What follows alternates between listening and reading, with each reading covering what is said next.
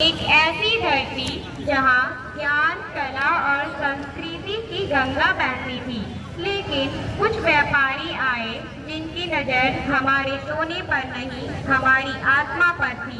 और यहीं से शुरू हुई हमारी गुलामी की सबसे लंबी रात। लेकिन हर रात का एक सवेरा होता है और भारत के सवेरे की कहानी लहू, बलिदान और संघर्ष से लिखी गई। हम प्रस्तुत करने जा रहे हैं हमारी झांकी आजादी का संघर्ष।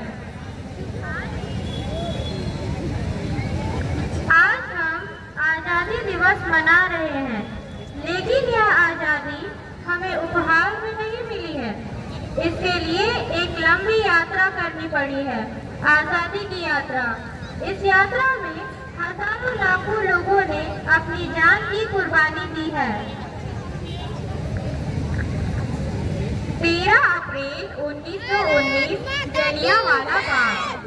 13 अप्रैल 1919 अमृतसर का जलियांवाला बाग एक ऐसा दिन जो इतिहास में हमेशा के लिए सुकून भरी जगह थी, खूनी कत्लेआम में बदल चुका था। हजारों मासूम लोग, बूढ़े, बच्चे और औरतें अपना आवाज सरकार तक पहुंचाने के लिए वहां इकट्ठा हुए थे। लेकिन उन्हें क्या पता था कि उनके लिए यह जगह कब्रिस्तान बन जाएगी।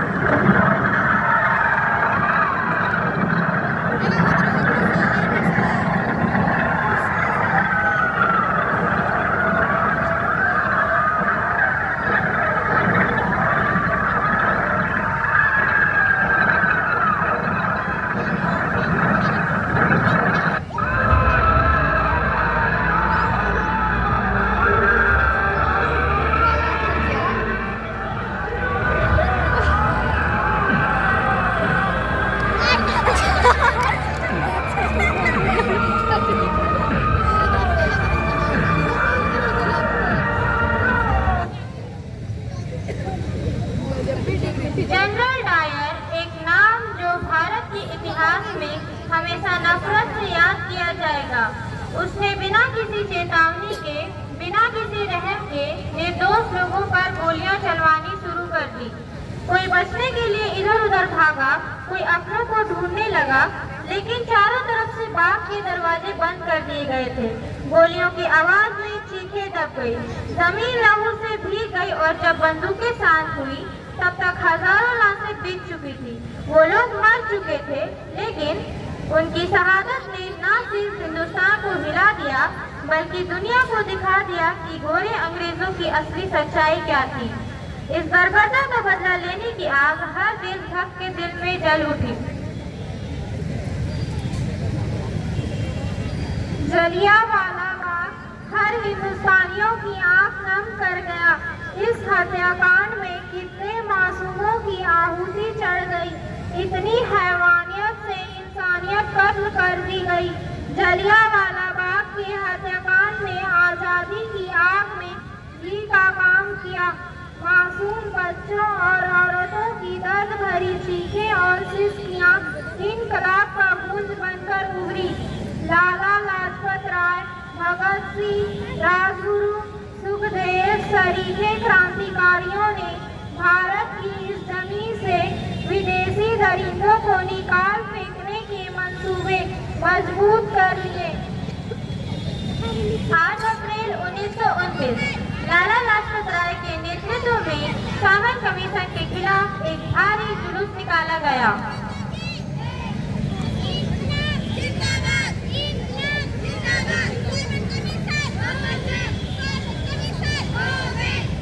बेवकूफ इंडियन, तुमको हमारी बात समझ में नहीं आती? Stop this.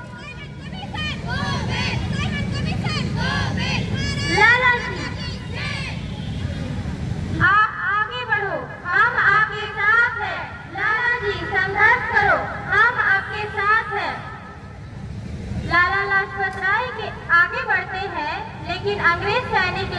गोलीबार की आज्ञा दे देता है और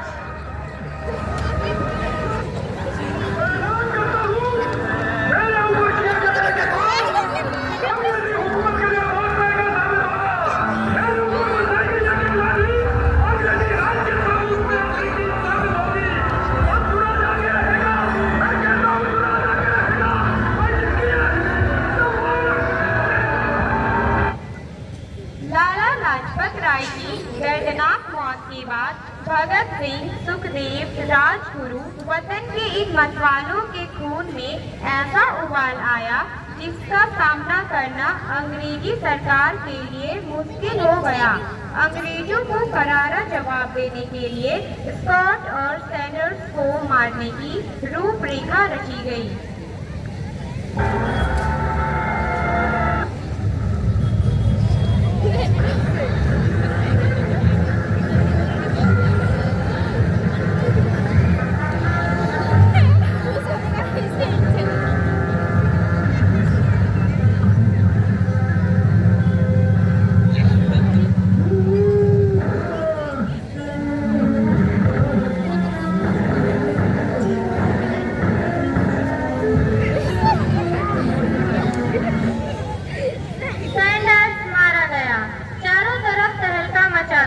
दीवारों पर लिखा था, लाला जी की मौत का बदला ले लिया गया है। भगत सिंह समेत सभी वहां से फरार हो गए। 8 अप्रैल 1929 दिल्ली में ब्रिटिश सरकार की सेंट्रल लेजिस्लेटिव असेंबली की बैठक में बम धमाकों की आवाज सुनाई दी।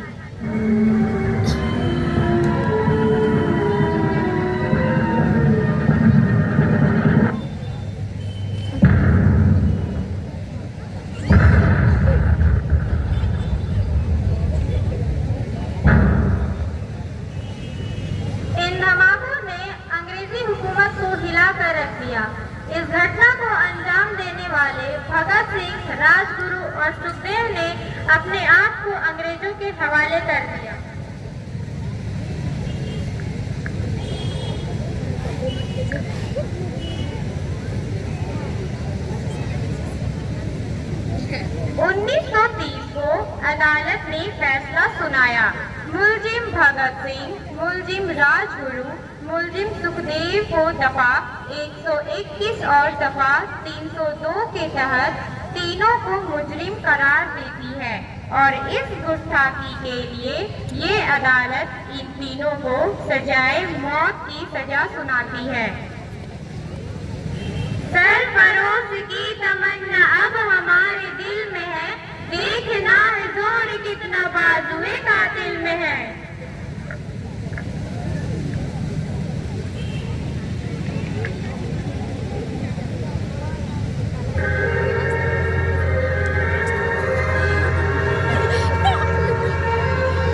कोई आखिरी ख्वाहिश तुम लोगों की?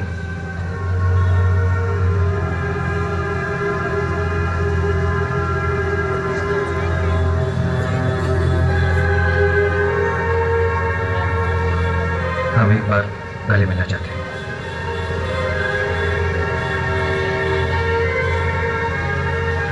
हाथ खोल दो।